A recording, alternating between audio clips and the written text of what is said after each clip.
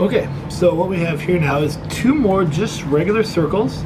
The only thing different is on this one, I don't know if you can tell there in the video, I didn't put the skewer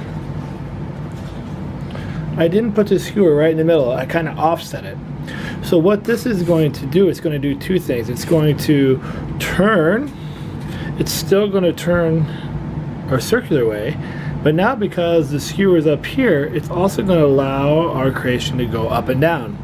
So I just printed Darwin here, and I'm actually working on just some final touches. I've got him on both sides. I know one's pink, I know he's technically orange. I know, I get it. Just I ran out of ink.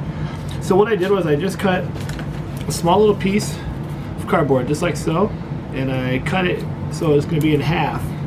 And I'm actually going to insert that just right here. And I'll show you why here in a minute.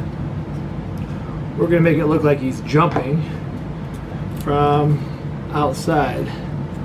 So I'm just going to adhere this cardboard just like so. And in the meantime, I'm going to take one of these pieces of cardboard and I'm going to glue that up so it holds it in place just like so. So what this is going to allow me to do is start to create some different backdrops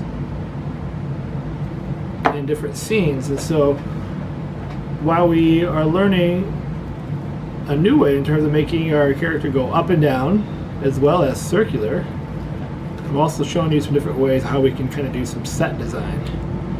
So we'll let this dry here, and then what we're going to do is we're going to add the front to it, and I'll show you the front here in just a minute. I think that should hold. All I did was print it off The Amazing World of Gumball, the greatest cartoon ever. One of the greatest, not the greatest, I should take that back. I just put on some foam board, and I'm just going to adhere it to this piece right here. So this is going to make it look like Darwin's jumping out above the sign of the cartoon. So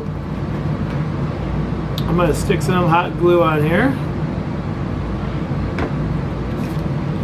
And I'm going to press this on. And just kind of hold everything together here.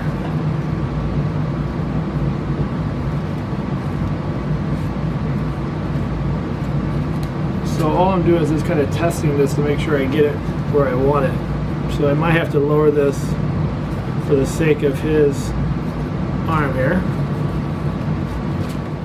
What you're going to see here then is he should hopefully spin and go up and down. Ta-da! So spin and up and down. So just think about different kind of movement patterns as you're telling stories and things like that.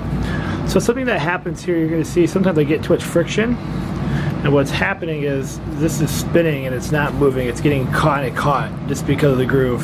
So I could kind of trim this down a little bit. Well, the other thing that's important, you can put a little bit of hot glue on the skewer and that'll hold that all in place. And so that's actually what I'm going to do now while I'm waiting for all this to finish up. So over here, there we go, and we got that spinning. So from the bigger angle here, get this lined up. There we go, up and down and spin. So there's our second one. Alright, let's move on to the next.